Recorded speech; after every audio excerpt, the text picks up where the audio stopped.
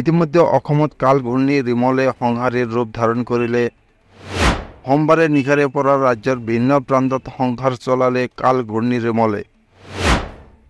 ভিন্ন প্ৰান্তত নেৰানেপেৰা বৰষুণৰ ফলত ব্যাহত হৈ পৰিছে স্বাভাৱিক জনজীৱন। ভিন্ন স্থানত এতিয়াও ব্যাহত হৈ আছে বিদ্যুৎ সেৱা। ব্যাহত হৈ পৰিছে যাতায়াত ব্যৱস্থাও।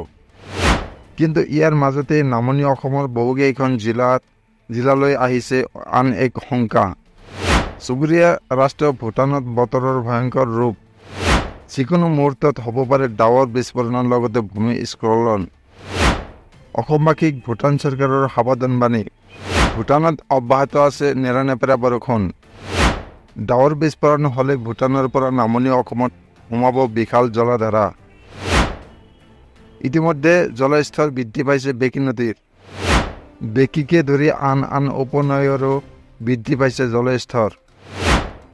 নৈৰ জলস্তৰ বৃদ্ধি পোৱাত শংকিত হৈ পৰিছে নৈপৰীয়া লোকসকল। নদীৰ বুকুত বন্ধ কৰা হৈছে নাৱৰ চলাচল। বাক্সা আৰু বৰপেটা জিলাত অধিক প্ৰভাৱ পেলাব ভূটানৰ প্ৰলয়ে। ইফালে উমৰাংছৰ কপিলী জলবিদ্যুৎ প্ৰকল্পই এৰিছে পানী। খুলি দিয়া হৈছে প্ৰকল্পটোৰ 7খন ছুইচ গেট। বান্ধৰ পৰা ওলাই অহা অতিৰিক্ত পানীয়ে বৃদ্ধি কৰিছে কপিলী নদীৰ জলস্তৰ। আতংকিত হৈ পৰিছে কপিলীপৰীয়া বাসিন্দাসকল। ইতিমধ্যে হোজাইবাসীক সতৰ্ক হৈ থাকিবলৈ আহ্বান জনাইছে জিলা আয়ুক্ত লাচিত কুমাৰ দাসে।